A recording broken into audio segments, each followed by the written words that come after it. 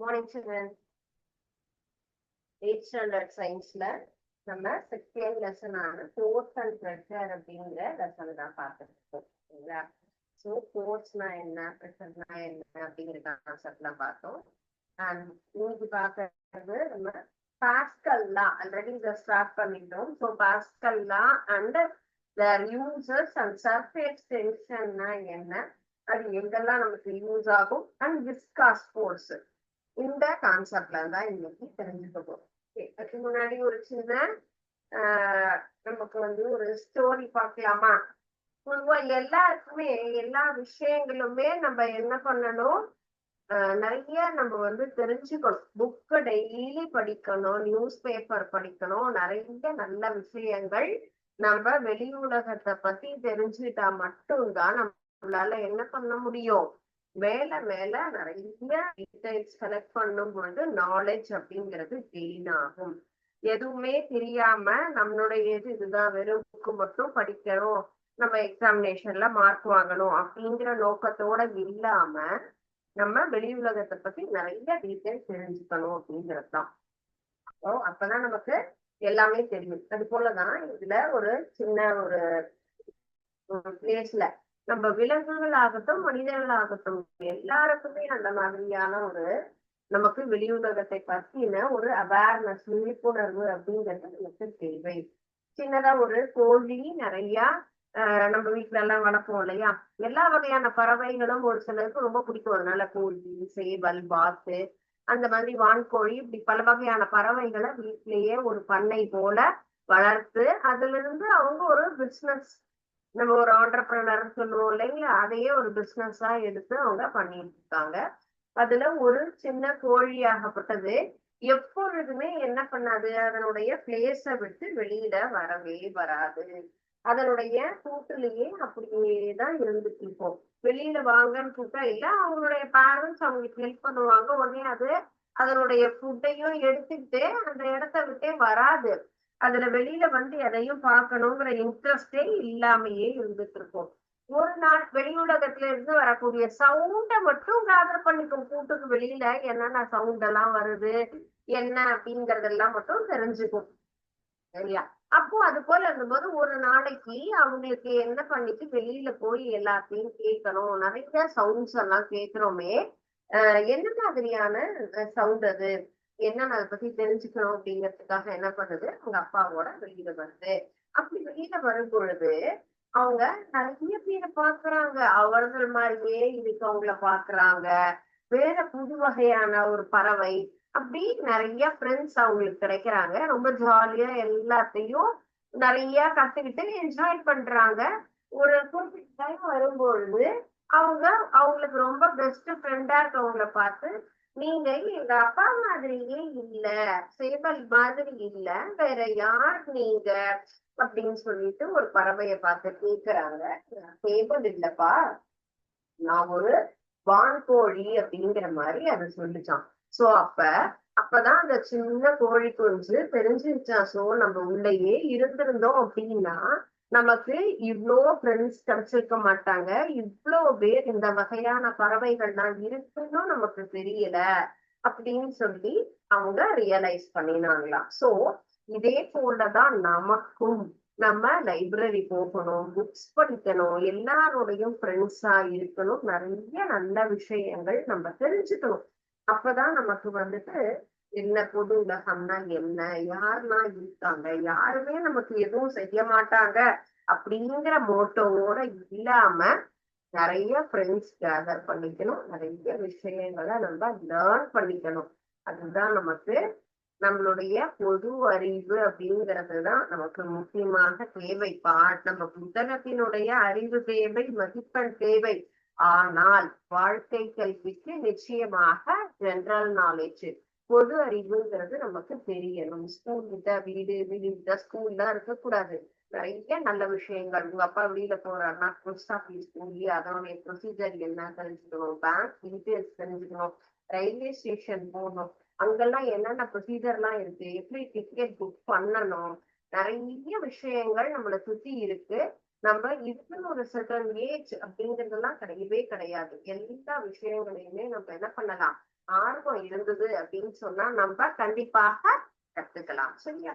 So pascals லா இப்போ சப்ஜெக்ட்ல பார்க்கலாம். பாஸ்கல் விதிங்கிறது என்னது? Pressure liquid. சரிங்களா? பிரஷர் அப்படிங்கிறது வந்து pressure applied at any point of a liquid at rest in a closed system will be distributed equally to all directions of the liquid. So இதுதான் லா. Pascals லாங்கும் போது நம்ம வந்து விதி அதெல்லாத்தையும் என்ன பண்ணக்கூடாது, வார்த்தைகளை மாற்றி நம்ம சொந்த வார்த்தைகள் உபயோகிச்சுன்னா கண்டிப்பா எழுதக்கூடாது. மூடிய அமைப்புல ஓய்வு நிலையில் இருக்கக்கூடிய ஒரு திரவத்தின் எந்த ஒரு புள்ளியில் அளிக்கக்கூடிய அழுத்தம் என்பது அந்த திரவத்தின் அனைத்து பாகங்களுக்கும் சமமாக பகிர்ந்தளிக்கப்படுகிறது. சோ இப்ப க்ளோஸ்டு, இப்போ ஒரு ஐஸ்கிரீம் பாக்ஸ் எல்லாம் வாங்கினோம் அப்படின்னு சொன்னா இப்படி க்ளோஸ் பண்ணி நமக்கு ஒரு பாட்டில் நமக்கு என்ன ஆகும், ஒரு பால் ஐஸ்கிரீம் மாதிரி இருக்கு இல்லையா? இந்த மாதிரி பால் எடுத்து நம்ம இதே மாதிரி ஹோல்ஸ் கிரியேட் பண்ணி அதுல வாட்டர் ஃபில் பண்ணினோம் அப்படின்னு சொன்னா அதுல இருந்து வரக்கூடிய அந்த நீரினுடைய வேகம் என்பது எல்லா துளைகளுக்கும் சமமாக பகிர்ந்தளிக்கப்படும். அதுதான் நம்ம பாஸ்கல் அப்படின்ற ஒரு அறிஞர் இந்த ஒரு கண்டுபிடிச்சு நமக்கு சொல்லியிருக்காங்க, ப்ரூவ் பண்ணிருக்காங்க. எஸ், அதுவும் நமக்கு சரியான கரெக்டான ஒரு கான்செப்ட் தான். ஏன்னா அதனுடைய அழுத்தம் எல்லா இடங்களுக்கும் நமக்கு சமமாக பிரித்தளிக்கும் பாருங்க. சோ அந்த பிரஷர் அப்படிங்கிறது ஒரு அழுத்தம் கொடுத்தோம்னா அந்த அழுத்தமாகப்பட்டது எல்லா இடங்களுக்கும் சமமாக பிரிக்கிறது.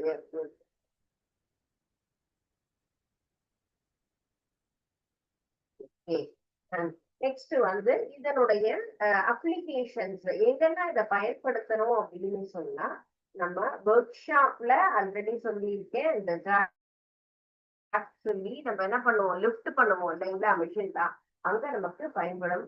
அண்ட் தென் ஸ்பீட் பிரேக்ங்கிறது எல்லா இடத்துலயுமே நமக்கு பார்ப்போம். ரோட்ல நார்மலா இருக்கும், ஸ்கூல் வாசல்ல, அண்ட் தென் நம்ம ஹாஸ்பிட்டல், எல்லா இடத்துலயும் நமக்கு முக்கியமா எங்கெல்லாம் தெரியும் ரெசிடென்சியல் ஏரியானா அந்த இடத்துல எல்லா இடத்துலயும் நமக்கு ஸ்பீட் பிரேக் இருக்கும். சோ இந்த ஸ்பீட் பிரேக் அப்படிங்கிறதும் நமக்கு பாஸ்கல் லாவுடைய அப்ளிகேஷன் அப்படின்னு இருக்குது. நெக்ஸ்ட் நம்ம சாதாரணமா ட்ரெஸ் மெட்டீரியல்ஸ் எல்லாம் என்ன பண்ணுவோம், நம்ம நிறைய ட்ரெஸ் மெட்டீரியலை ஒரு பேக்ல ஃபில் பண்ணணும் அப்படின்னு சொன்னா ஃபுல்லா என்ன பண்ணுவோம், அதை கம்ப்ரஸ் பண்ணுவோம். அந்த பண்டில்ஸ் எல்லாத்தையுமே ரொம்ப குறைவான அது ஒரு பெரிய பேகு, அந்த பேக்ல நம்ம காட்டன் மெட்டீரியல்ஸ் எல்லாத்தையுமே ட்ரெஸ்ஸஸ் எல்லாத்தையும் ஃபுல்லா பேக் பண்ணணும் அப்படின்னு சொன்னா அந்த இதுக்கு நம்ம என்ன பண்ணுவோம், ஹைட்ராலிக் பிரஸ் அப்படின்னு சொல்லுவோம். ஹைட்ராலிக் பிரஸ் அப்படிங்கிறதும் நமக்கு இந்த பாஸ்கல்ஸ் லா விதியின்படியா செயல்படக்கூடிய ஒரு மெஷின் அப்படின்னு சொல்லலாம். ஹைட்ராலிக் அப்படின்னு சொல்லக்கூடியது நீரில் அழுத்தக்கூடிய ஒரு என்னது பிரஸ் பண்ணக்கூடிய ஒரு மிஷின். சோ இந்த நம்ம இந்த இடத்துல எங்கெல்லாம் அப்ளை பண்றோம், ஸ்பீட் பிரேக்ல அப்ளை பண்றோம். அண்ட் தென் ஒர்க் ஷாப்ல நமக்கு அந்த மெட்டீரியல் எங்கெல்லாம் நமக்கு பெரிய பெரிய வண்டி எல்லாம் வந்ததுன்னா அதை மேல தூக்கி வச்சு கரெக்டா ரிப்பேர் பண்றதுக்கு நமக்கு ஏதுவாக இருக்கணும் அப்படிங்கிறதுக்கு உண்டான அந்த ஒரு கருவியாக பயன்படும். நெக்ஸ்ட் ஹைட்ராலிக் பிரஷர் கொண்ட அந்த ஒரு சில இடங்கள்ல எங்கெல்லாம் நமக்கு அந்த பிரஷர் தேவைப்படுதோ அங்க நம்ம பயன்படுத்திக்கிறோம். சரிங்களா? நெக்ஸ்ட் கான்செப்ட் நம்ம பாக்குறது சர்ஃபேஸ் டென்ஷன் அப்படிங்கிறது. சர்ஃபேஸ் டென்ஷனும் நம்ம லோயர் கிளாஸ்ல தான் பார்த்துப்போம். பரப்பு இழுவிசை அப்படின்னு நம்ம சொல்லுவோம் இல்லைங்களா? என்னது பரப்பு இழுவிசை, இந்த ஒரு கான்செப்டும் நமக்கு அடிக்கடி எக்ஸாமுக்கு வரக்கூடியது. சோ விதியாகட்டும் இல்ல இந்த மாதிரி ஒரு சிறப்பா பார்க்கக்கூடிய எந்த ஒரு இதுவுமே நமக்கு இம்பார்ட்டன்ஸ் இருக்கு நம்ம பார்த்தோம்னு சொன்னா இப்போ மட்டும் இல்ல அடுத்தடுத்த வகுப்புகளுக்கும் நமக்கு ரொம்ப யூஸ்ஃபுல்லாக இருக்கும். சரிங்களா? சோ இதுப்போ நான் இந்த எக்ஸ்பெரிமெண்ட் அப்படிங்கறத எக்ஸ்பிளைன் பண்றேன். அண்ட் தென் உங்களுக்கு இதை ஷோ பண்றேன். ஒரு கிளாஸ் டம்ளர்ல நம்ம என்ன பண்றோம், வாட்டர் ஃபில் பண்ணிக்கிறோம். சோ வாட்டர் ஃபில் பண்ணிட்டு இதுல மேல நம்ம என்ன பண்றோம், சாதாரணமாக நம்ம இப்பெல்லாம் என்ன என்ன யூஸ் பண்றோம், பேப்பர் யூஸ் பண்றோம். என்ன பேப்பர், நார்மலா இருக்கக்கூடிய ஒரு paper. And then tissue paper. Tissue பேப்பர்னா என்னது? வாட்டரை அப்சர்வ் பண்ணக்கூடிய ஒரு கெப்பாசிட்டியோட இருக்கக்கூடிய மெட்டீரியல் தான் டிஷ்யூ அப்படின்னு சொல்லுவோம். அந்த டிஷ்யூ அதுல நம்ம என்ன பண்றோம், மேல ஃப்ளோட் பண்றோம், மிதக்க விட்டுட்டு அது வெயிட்லெஸ். அது மேல ஒரு சின்னதா ஒரு பின்னு, நம்ம ஒரு ஜெம் கிளிப்னு சொல்லுவோம், அல்லது குண்டு ஊசி, இந்த மாதிரி பின்னெல்லாம் இருக்கு இல்லையா, அந்த பின்னர் அது மேல நம்ம வைக்கிறோம். First one, we want to take one glass tumbler and fill it with water.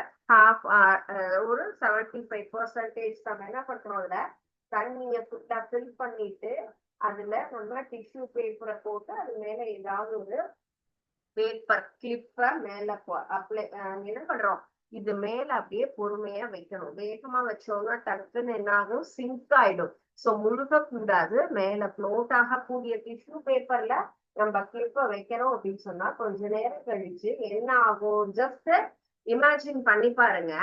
Actually இது வந்து கிளாஸ் நம்ம வந்து அயன் மெட்டீரியல், சாரி, இந்த பேப்பர் கிளிப் அப்படின்னு சொல்லக்கூடியது நம்ம குண்டூசி ஆகட்டும் அல்லது ஜெம் கிளிப்பு, இது எல்லாமே என்னது, அயன் மெட்டீரியல், இரும்பு பொருள். அப்படிங்கிறது வெயிட்டான மெட்டீரியல், இமீடியட்டா உள்ள என்ன ஆகணும், முழுகி இருக்கணும். ஆனா அது என்ன ஆகல, உள்ள சிங்க் ஆகல. இந்த பேப்பர் அப்படிங்கிறது வெயிட்லெஸ்ஸா இருக்கக்கூடிய மெட்டீரியல்ங்கிறதுனால அது மேல வைத்திருக்கக்கூடிய அந்த பேப்பர் கிளிப்பும் சேர்ந்து ஃப்ளோட் ஆகுது.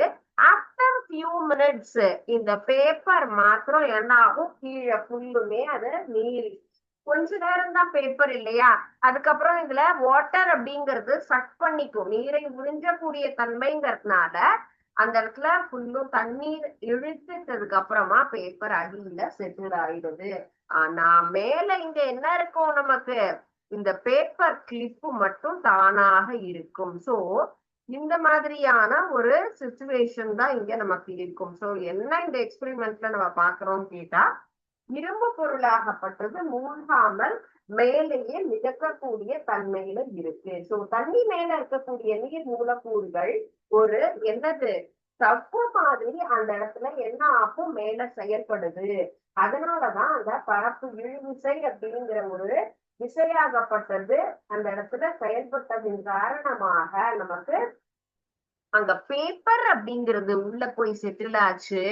மேல இருக்கிற கிளிப்பு மேலேயே ஃப்ளோட் ஆகிட்டு இருக்கு. ஓகேங்களா? சோ பரப்பு இழுவிசை காரணமாக மீட்சித்தன்மையுடைய ஒரு சவ்வு போன்று செயல்படுகிறது அப்படிங்கிறது தான் இதனுடைய concept. So frictional force acting between, so frictional force அப்படிங்கிறது அந்த இடத்துல செயல்பட்டு நமக்கு ஒரு லேயர் மாதிரி அந்த இடத்துல நமக்கு செயல்படுறதுனாலதான் அங்க அந்த பேப்பர் அப்படிங்கிறது நமக்கு மூழ்கிறது.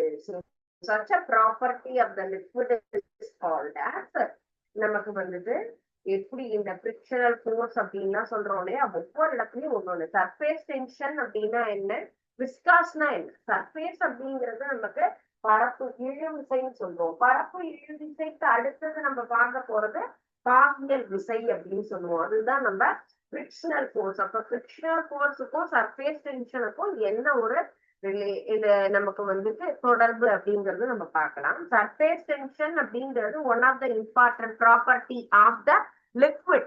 தண்ணியை பொறுத்த வரைக்கும் தான் நமக்கு என்ன ஆகும், நீர்ல இந்த சர்ஃபேஸ் டென்ஷன் அப்படிங்கிற ஒரு ப்ராப்பர்ட்டி இருக்கும். சோ இந்த ப்ராப்பர்ட்டிங்கிறது amount of force acting per unit of the length the surface of the liquid அப்படிங்கிறது தான் நம்ம என்ன சொல்றோம், surface tension, newton metre -1. So இதுதான் இதனுடைய யூனிட் சொல்லலாம், சர்ஃபேஸ் டென்ஷனுடைய யூனிட் அப்படிங்கிறது. சரிங்களா? ஸோ சர்ஃபேஸ் டென்ஷன் பரப்பு இழுவிசை ஃபர்ஸ்ட் பார்த்தது பாஸ்கல்லா, அடுத்தது நம்ம பார்க்கறது பரப்பு இழுவிசை. திரவத்தின் மேற்பரப்புல ஓரளவு நீளத்திற்கு செங்குத்தாக செயல்படக்கூடிய ஒரு விசை அப்படிங்கிறது தான் இந்த surface tension. Okay, surface tension அப்படின்னு சொல்லும் பொழுது அதனுடைய explanation, what is surface tension அப்படின்னு கேட்பாங்க இல்லையா. So amount of force acting per unit, amount of force acting per unit. So அந்த ஓரளவு பரப்பு அப்படின்னு நம்ம சொல்றோம் இல்லைங்களா. சோ அதுதான் So acting per unit length on the surface of the liquid.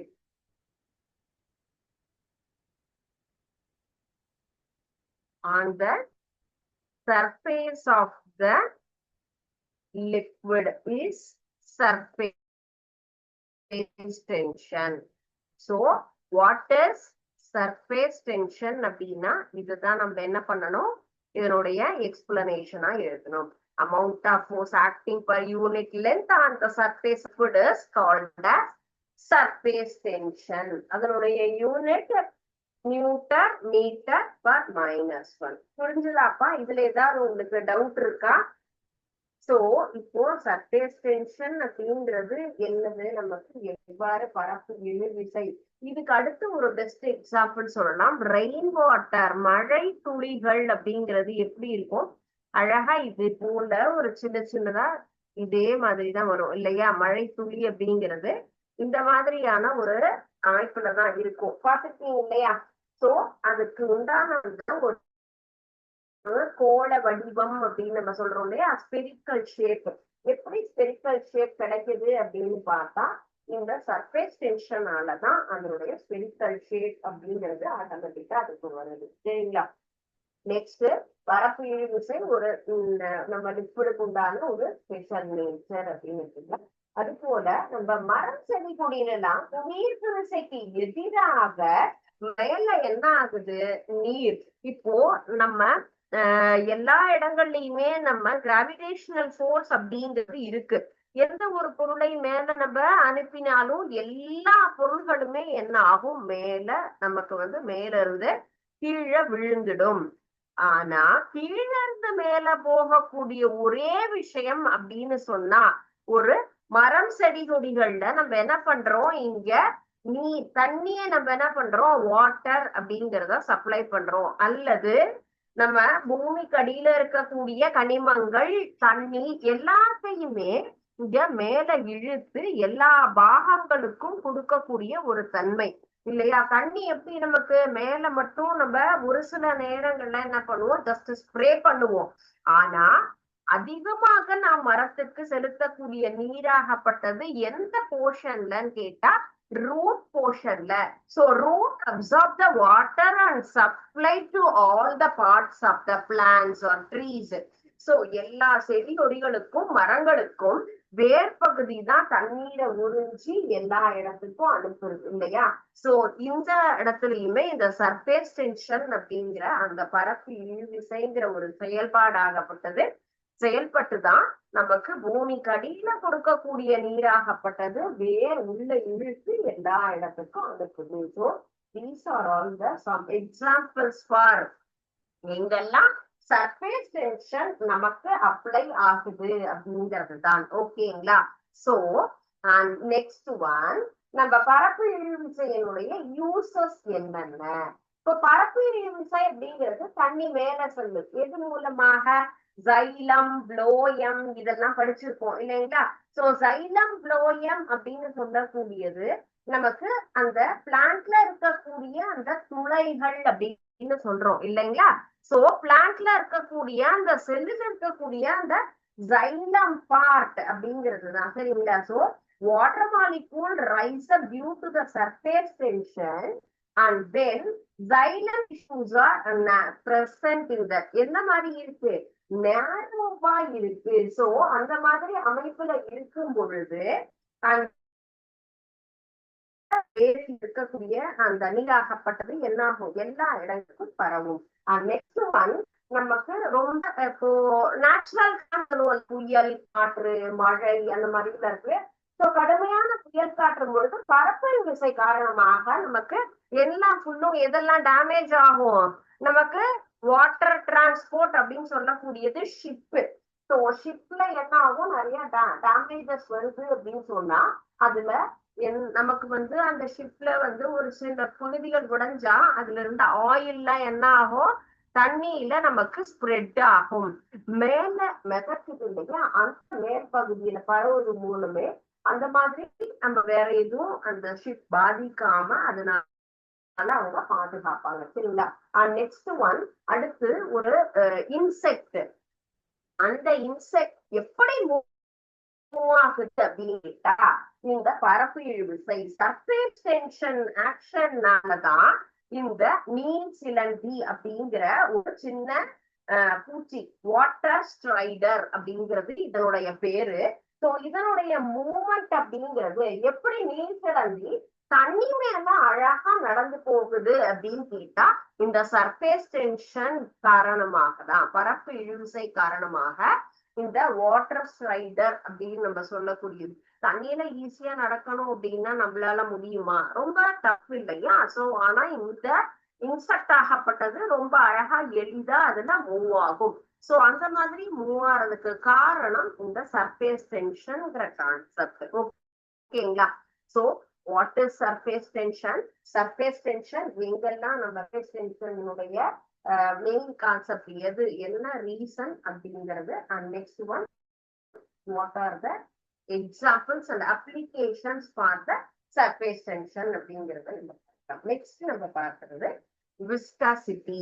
So surface டென்ஷன்ங்கிறது எப்படி தண்ணிக்காக அப்படின்னு நம்ம வந்து தண்ணியில செயல்படுகிறதோ அதே போல விஸ்காஸ் ஃபோர்ஸ், நம்ம விஸ்காஸ் ஃபோர்ஸ் அப்படின்னு சொல்லக்கூடியது பாகியல் விசை அப்படின்னு சொல்லி தமிழ்ல சொல்லுவோம். விஸ்காஸ் அப்படிங்கிறது viscose force. So viscose force அப்படின்னா என்ன, அது எங்கெல்லாம் நமக்கு வந்துட்டு அப்ளை ஆகுது? சோ விஸ்காஸ் அப்படிங்கிறதும் லிக்விட் ஸ்டேட்ல நமக்கு அப்ளை ஆகக்கூடிய ஒரு விஷயம். திரவங்கள்ல மட்டும்தான் இந்த பாகியல் விசை அப்படிங்கிறது செயல்படும்.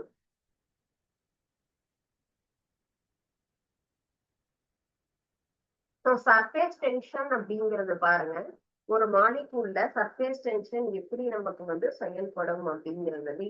நீர் மூலக்கூறு அப்படின்னு தானே சொல்றோம்.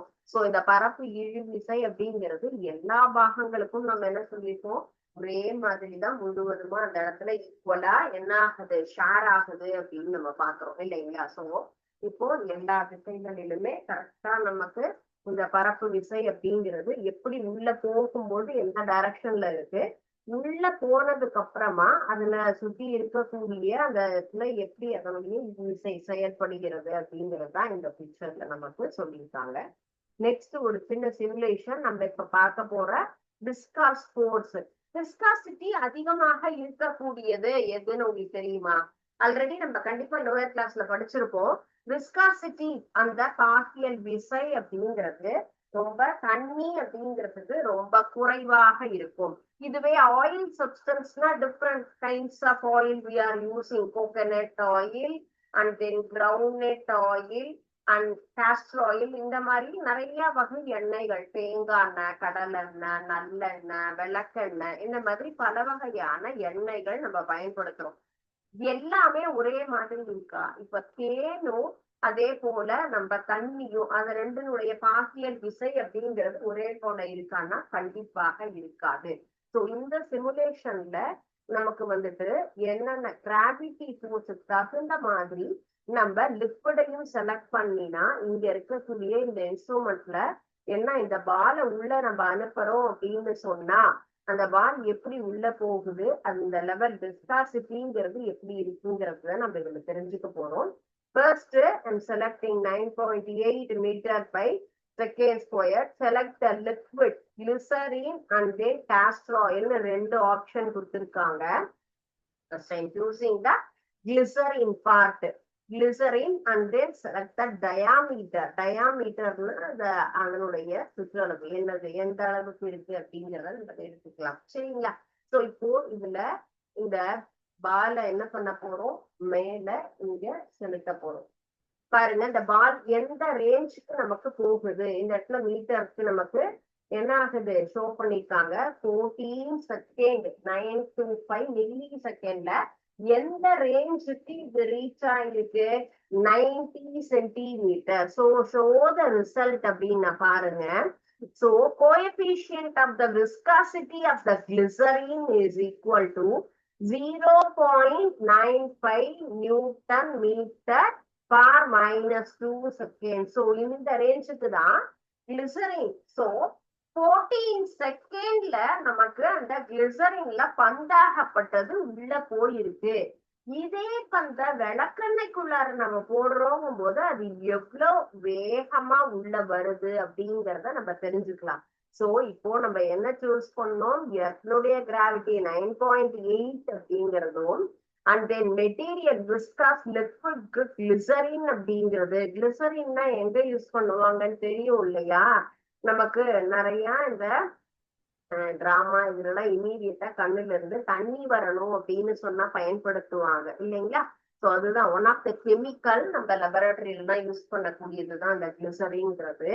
சோ இந்த இடத்துல நம்ம இந்த என்ன சைஸ் பால் அப்படிங்கிறதையும் நம்ம எடுத்துட்டு இருக்கோம். அதை பொறுத்து அந்த பந்தை உள்ள அனுப்புறோம் போது எத்தனை செகண்ட்ல இது உள்ள ரீச் ஆகுது அப்படிங்கிறத பார்க்கலாம்.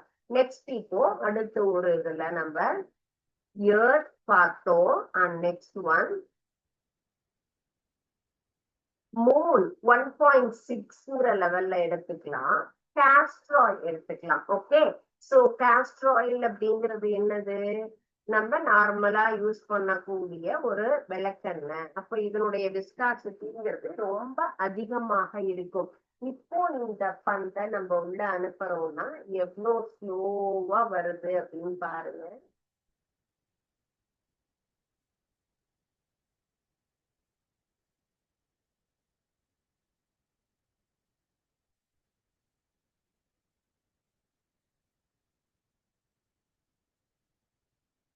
So look at the meter. இந்த பாக்ஸ்ல பாருங்க இவ்வளவுதான் வந்திருக்கு. 52.870 மூன். சோ அங்க கிராவிட்டி லெவல் சேஞ்ச் ஆகிறதுனால நமக்கு எத்தனை மணி நமக்கு இந்த இடத்துல அந்த பந்தாகப்பட்டது உள்ள போக எடுத்துக்கிட்ட நேரம் 0.65 நியூட்டன் மீட்டர் பர் செகண்ட். சரிங்களா. சோ இதை நம்ம கன்வெர்ட் பண்றதுனால இந்த மாதிரி ஆகுச்சு. சோ இந்த மாதிரியாய் ஒவ்வொரு இடத்துலயும் நமக்கு இந்த விஸ்காசிட்டி சேஞ்ச் ஆகுது. சோ அது எந்த ஒரு பொருள், நீர் நமக்கு வந்து வாட்டர் மெட்டீரியல்ஸ், நம்ம திரவ பொருளை பயன்படுத்தி தான் என்ன பண்றோம், இந்த பாகியல் விசை அப்படிங்கிறதையே நம்ம வந்து பாக்குறோம். சோ த சேம் எர்த்ல 9.8ல இப்ப காஸ்டர் ஆயில் எடுத்து நம்ம என்ன பண்றோம், அதுலயும் நம்ம இந்த பந்தியினுடைய அளவை நம்ம மாறுபடுத்தி டயாமீட்டர் சேஞ்ச் பண்ணி உள்ள அனுப்புறோம். இப்போ இதனுடைய நேரம். சோ என்ன லிக்விட் நம்ம செலக்ட் பண்ணிருக்கோம், காஸ்டர் ஆயில். சோ எவ்வளவு ஸ்லோவா மூவ் ஆகுது பாருங்க. ஜஸ்ட் 8 செகண்ட் 293 மில்லி செகண்ட் தான். வாட்டர் கிளிசரினுக்கு என்ன பார்த்தோம், 14 செகண்ட். ஆனா இது பாருங்க நமக்கு ரொம்ப இந்த இடத்துல என்னென்ன குறைவாக இருக்கு. சோ 8.293 செகண்ட்ல தான் இந்த பாலாகப்பட்டது நமக்கு என்ன ஆயிருக்கு, இந்த இடத்துல ரீச் ஆயிருக்கு. சோ அதனுடைய கோஎஃபிஷியன்ட் விஸ்காசிட்டி அப்படிங்கிறது நமக்கு இந்த இடத்துல 0.65 அப்படிங்கிறது தெரியுது. சோ பாகியல் விசை அப்படின்னா நமக்கு வந்து என்ன, பாகியல் விசை அல்லது பாகுநிலைன்னு தமிழ்ல சொல்லுவோம். விஸ்காஸ் ஃபோர்ஸ் அல்லது விஸ்காசிட்டி.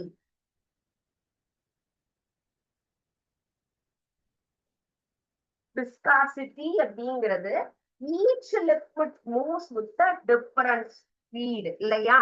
சோ லிக்விட் அப்படிங்கிறது என்ன இருக்கும், ஒவ்வொன்னுடைய ஸ்பீட் அப்படிங்கிறது வேரி ஆகும். இத உங்களுக்கு நாளைக்கு ஷோ பண்ணி கூட காமிக்கிறேன். தண்ணியோடைய மூவ்மெண்ட் எப்படி இருக்கும், coconut oil and then castor oil and then நம்ம ஹனி, இது எல்லாத்துக்குமே பார்க்கும்பொழுது நிறைய டிஃபரன்ஸ் தெரியும். அதனுடைய speed and then as well as flow, நகர்வு எவ்வாறு இருக்கும் அப்படிங்கறத நம்ம தெரிஞ்சுக்கலாம். சோ நம்ம யூஸ் பண்ணக்கூடிய different kinds of liquid and then நம்ம யூஸ் பண்றதுலயே கீ அப்படிங்கிறது அது ஒரு மாதிரியா இருக்கும்.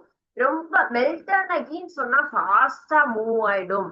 வாட்டர் அப்படிங்கிறதும் ரொம்ப வேகமாக நகரக்கூடியது. கோகனட் ஆயில் இதுவும் விஸ்காசிட்டி கம்மி. சோ ரொம்ப வேகமா நமக்கு மூவ் ஆகும். சரிங்களா. சோ இந்த பொருளினுடைய ஃப்ளோ அப்படிங்கிறது ரொம்ப நமக்கு ஃபாஸ்டா இருக்கும். சரிங்களா. ஆனா காஸ்டர் ஆயில் நம்ம எடுத்துக்கொள்ளக்கூடிய விளக்கெண்ணெய் எல்லாம் ரொம்ப ஸ்லோவாகும். அண்ட் ஆஸ் வெல் அஸ் ஹனிங்கிறதும் நமக்கு ஸ்லோவா மூவ் ஆகும். Because frictional force. என்னது, ஃப்ரிக்ஷனல் ஃபோர்ஸ் அப்படிங்கிறது தான் இந்த இடத்துல நமக்கு செயல்பட்டு இந்த விஸ்காசிட்டி அப்படிங்கிற அந்த ஒரு செயல்பாட்டை கொண்டு வருது. சரிங்களா? உராய்வு அப்படின்னு நம்ம சொல்றோம் இல்லையா, ஒரு திரவம் நகரும் பொழுது அடுத்தடுத்து அதுகளுக்கு அந்த ஒரு பிளேஸ்ல இருந்து இன்னொரு பிளேஸ்னா, நம்ம நகர்வு அப்படின்னா என்னது, ஒரு பகுதியில இருக்கக்கூடிய மூலக்கூறு அடுத்ததுக்கு கொடுத்துட்டு அது ரிமைனிங் அதே பிளேஸுக்கே வந்துரும். அடுத்தடுத்த பிளேஸுக்கு அது என்ன பண்ணும், பாஸ் பண்ணிட்டே இருக்கும் இல்லைங்களா? அப்ப அது போலதான் இந்த இடத்துல பல வகையான நம்ம பொருட்கள்லையுமே இந்த உராய்வு விசை அப்படிங்கிறது நமக்கு செயல்பட்டு அந்த இடத்துல ஒரு விசையை உருவாக்கி அந்த பொருள் நகரக்கூடிய வேகத்தை நமக்கு மாறுபடுத்துகிறது. அதுதான் விஸ்காசிட்டி சொல்லலாம். சர்ஃபேஸ் டென்ஷன் அப்படிங்கிறது என்ன கான்செப்ட் பார்த்தோம். விஸ்காஸ் ஃபோர்ஸ்ங்கிறது frictional force acting between the successive layer of the liquid. அதுல இருக்கக்கூடிய ஒவ்வொரு பகுதியிலையுமே நமக்கு வந்து ஆக்ட் பண்ணி இந்த மாதிரி செயல்படுத்தக்கூடியது. இந்த மாதிரி இருக்கக்கூடிய ஒரு ஸ்பெஷல் ப்ராப்பர்ட்டியை தான் விஸ்காசிட்டி அப்படின்னு நம்ம சொல்றோம். நம்ம நடக்கக்கூடிய ஒரு விஷயமே நமக்கு ஃப்ரிக்ஷனல் ஃபோர்ஸ் அப்படிங்கிறது இருக்கு இல்லையா? டயர், நம்ம வண்டியில எல்லாம் எடுத்துக்கொள்ளக்கூடிய டயர் எல்லாம் என்ன இருக்கும், ஒவ்வொன்றுலயுமே இதே மாதிரி சின்ன சின்ன புள்ளிகள் எல்லாம் பார்த்திருப்பீங்க இல்லையா? எதற்காக? தரையில் உராய்வு விசையை ஏற்படுத்துவதற்காக. சோ நம்ம ரொம்ப வழவழப்பான தரையில நடக்கும் பொழுது சீக்கிரமையோ கீழே விழுந்துருவோம்னு தோணுது. நார்மலா இருக்கக்கூடிய ஃப்ளோர்னா ஈஸியா நடக்கலாம். இதே தார் ரோடு அப்படின்னா, ரோடு அப்படின்னு சொன்னா ரொம்ப ஈஸியா நம்மளால நடக்க முடியும். அங்க இருக்கக்கூடிய அந்த உராய்வு விசை அப்படிங்கிறது நமக்கு அதிகமாக இருக்கும். சரிங்களா? சோ உராய்வு விசை சரியானபடி இருந்தாதான் நம்ம கால்களுக்கும் தரைகளுக்கும் இருக்கு அந்த ஒரு என்ன சொல்லலாம் தொடர்பு என்பது. அந்த உராய்வு விசை காரணமாக நம்மளால கீழே விழாம இருக்கலாம். அதே போல வெட் பிளேஸ்ல ஈரமாக இருக்கக்கூடிய பகுதினா நம்மளால ஃபாஸ்டா மூவ் ஆக முடியுமா? கண்டிப்பா நடக்க முடியாது. ரொம்ப ஸ்லோவா தான் போவோம். இதுவே ட்ரை பிளேஸ் அப்படின்னு சொன்னா ஈஸியா மூவ் ஆக முடியும். சோ அங்க நமக்கு அந்த ஃப்ரிக்ஷனல் ஃபோர்ஸ் அப்படிங்கிறது வேரி ஆகும். சரிங்களா? சோ அந்த ஃப்ரிக்ஷன் காரணமாக தான் வண்டியினுடைய அந்த டயர் இருக்கக்கூடிய அந்த அமைப்பு காரணமாக நமக்கு வெஹிக்கல்ஸ் எல்லாமே நமக்கு வேகமாக மூவ் ஆயிட்டு இருக்கும். சரிங்களா? நெக்ஸ்ட் என்ன மாதிரியான ஒரு இதனுடைய பண்புகள் அல்லது எஃபெக்ட்ஸ் என்னென்ன? இப்போ ஃப்ரிக்ஷனல் ஃபோர்ஸ்னுடைய எஃபெக்ட்ஸ் எங்கெல்லாம் இருக்கு, நமக்கு எங்க அது பயன்படுகிறது அப்படிங்கிறத நம்ம தெரிஞ்சுக்கலாம். இப்போ ஃப்ரிக்ஷனல் ஃபோர்ஸ் அப்படிங்கிறது frictional oppose the motion. So நமக்கு மோஷன் அப்படிங்கிறது நார்மலா இருக்கணும், அதனுடைய வேகம் பாதிக்காம கண்டிப்பாக இருக்கணும் இல்லைங்களா? சோ அதனுடைய விளைவுகள் அப்படின்னு சொல்லும் பொழுது உராய்வுங்கிறது இயக்கத்தை எதிர்க்கிறது. சோ எதிர்க்கும் பொழுது அந்த வேகமாகப்பட்டது நமக்கு என்ன ஆகும், தடைபடுகிறது. ஓகே, செகண்ட் ஒன் உராய்வு அப்படிங்கிறதுக்கு அண்ட் நெக்ஸ்ட் தேய்மானம் அப்படிங்கிறது. சோ தேய்மானம் அப்படிங்கிறதும் நமக்கு குறைகின்றது அப்படின்னு சொல்லலாம். தேய்மானத்திற்கு காரணம் ரொம்ப வேகமா டயர் வந்து தேய்ஞ்சுக்கிட்டே போகுது இல்லையா? So it causes the wear. So அது என்ன ஆகுது, தேய்மானத்திற்காக அதிகமாக நமக்கு அது பயன்படுகிறது. நெக்ஸ்ட் ஒன் ப்ரொடியூசஸ் ஹீட், வெப்பத்தை உருவாக்குகிறது இல்லைங்களா? இப்போ இரண்டு கைகளை உராசும் பொழுது என்ன ஆகும், நமக்கு கைகளை உறையும் பொழுது கண்டிப்பாக நமக்கு ஹீட் அப்படிங்கறது ப்ரொடியூஸ் ஆகுது இல்லையா? வேகமா டயர் எல்லாம் மூவ் ஆச்சுன்னு சொன்னா அங்கெல்லாம் என்ன ஆகும், நமக்கு தீ பொறி அப்படிங்கறதெல்லாம் பறக்கிறது, அது வெளியில வரத பாக்குறோம் இல்லையா? சோ ஹீட் ப்ரொடியூசஸ் எதனால? இந்த ஃப்ரிக்ஷனல் ஃபோர்ஸ். ஃப்ரிக்ஷனல் ஃபோர்ஸ் என்னென்ன மாதிரியான எஃபெக்ட் எல்லாம் கொடுக்குது நமக்கு அப்படிங்கிறது தான் இந்த இடத்துல நம்ம பார்க்கிறோம். ஃப்ரிக்ஷனல் ஃபோர்ஸினுடைய effects. First one is oppose the motion and then it causes wear and tear the surface of the area.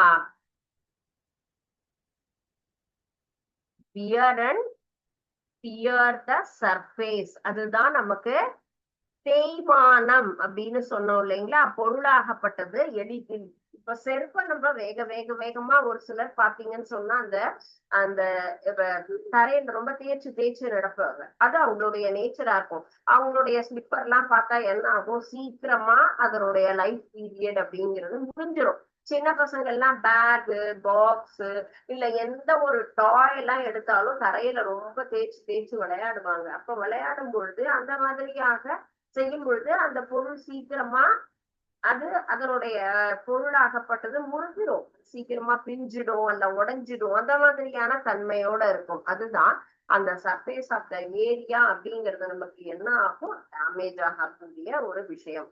So அந்த எதனால ஃபிரிக்ஷனல் ஃபோர்ஸ் அப்படின்னு சொல்லலாம். இந்த ஃபிரிக்ஷன் அந்த தேய்மானம் காரணமாக. விஸ்காஸ் அப்படிங்கிறதுனா என்னன்னு பார்த்தோம், விஸ்காசிட்டி அப்படிங்கறது பார்த்தோம். அண்ட் நெக்ஸ்ட் வந்து ஃபிரிக்ஷனல் ஃபோர்ஸ். அதுக்கு முன்னாடி பார்த்தது நம்ம சர்ஃபேஸ் டென்ஷன். ஸோ என்னென்ன கான்செப்ட் பார்த்திருக்கோம், பாஸ்கல்ஸ்னா surface tension and viscous force and friction. இந்த 4 கான்செப்ட் இன்னைக்கு நம்ம லேர்ன் பண்ணிட்டு இருக்கோம். So what are the types of friction? என்னென்ன டைப்ஸ் ஆஃப் ஃபிரிக்ஷன்னா ஸ்டாட்டிக் ஃபிரிக்ஷன், கைனடிக் ஃபிரிக்ஷன். இந்த 2 வகையான ஃபிரிக்ஷன் இருக்கு. So what are the types of friction? உராய்வு விசையினுடைய வகைகள் என்ன அப்படிங்கிறது தான் டைப்ஸ் ஆஃப் ஃபிரிக்ஷன் சொல்லும்போது. நிலை உயர்வு, அதே போல இயக்க உராய்வு. நிலை உராய்வு, இயக்க உராய்வு அப்படின்னு நம்ம சொல்லலாம். நிலை அப்படின்னு சொன்னா என்னது, ஸ்டாட்டிக், ஒரே போர்ஷன்ல இருக்கு அப்படின்னு சொன்னா என்ன சொல்லுவோம் நம்ம, ஸ்டாட்டிக் போர்ஷன் அப்படின்னு சொல்லுவோம். அதுதான் static friction. And then kinetic friction. Kinetic energy அப்படின்லாம் படிச்சிருக்கோம் இல்லையா. கைனடிக் மூவ்மெண்ட் ஆறது. Static friction exerted by the bodies which are at rest portion. நிலையாக இருக்கும் பொழுது வரக்கூடிய அந்த உராய்வு விசை அப்படிங்கிறது தான் நம்ம என்ன சொல்லியிருக்கோம், நிலை உராய்வு. ஓய்வு நிலையில் இருக்கக்கூடிய பொருள்ல வரக்கூடியது. பூமியில இருக்கக்கூடிய நிறைய பொருள்கள் எல்லாமே நிலையாதான் இருக்கு. ஆனாலும் அதிலும் நமக்கு தேய்மானம் அப்படிங்கிறது இருக்கு இல்லையா. அந்த பொருளில் வரக்கூடிய தேய்மானம்ங்கிறது தான் ஸ்டாட்டிக் ஃபிரிக்ஷன்.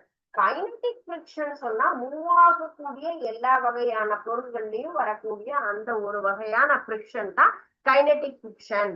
பஸ் டயர் ரொம்ப நாளா ஓடிட்டு இருக்கு, டயர் தேஞ்சிருச்சுன்னு சொன்னா டயர் கண்டிப்பா என்ன பண்ணணும், மாத்தணும் இல்லைங்களா. அப்ப அந்த பொருள் இயக்கத்தில் இருக்கும் பொழுது அதில் வரக்கூடிய அந்த ஃபிரிக்ஷன்ஸ், நம்ம உராய்வினால அதில் வரக்கூடிய தேய்மானம், அதுல வரக்கூடிய அந்த சேஞ்சஸ்ங்கிறது தான் கைனடிக் ஃபிரிக்ஷன் அப்படிங்கிற கான்செப்ட்.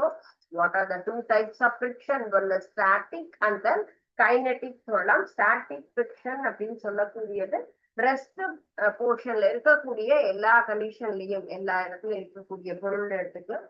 கைனடிக் ஃபிரிக்ஷன் அப்படின்னு சொன்னா மோஷன் பாடிஸ் எல்லாம் மூவ் ஆகக்கூடிய எல்லா பொருட்கள்லையும் இருக்கக்கூடிய ஃபிரிக்ஷன் அப்படிங்கிறது நம்ம கைனடிக் ஃபிரிக்ஷன் அப்படிங்கிறது. Okay, so what are the factors affecting friction? என்னென்ன ஃபேக்டர்ஸ் இதுல வந்துட்டு நமக்கு இருக்கு? உராய்வுல வரக்கூடிய நமக்கு உராய்வை பாதிக்கக்கூடிய காரணிகள் எதனால, எதனாலெல்லாம் அதனுடைய பாதிப்பு இருக்கும்? வெயிட்டா இருந்தா இருக்குமா, அல்லது இரண்டுக்கும் உண்டான ஒரு தொடு பரப்பு எந்த அளவுக்கு சின்னதா இருக்கா பெருசா இருக்காங்கிற differentiation. And nature of the places.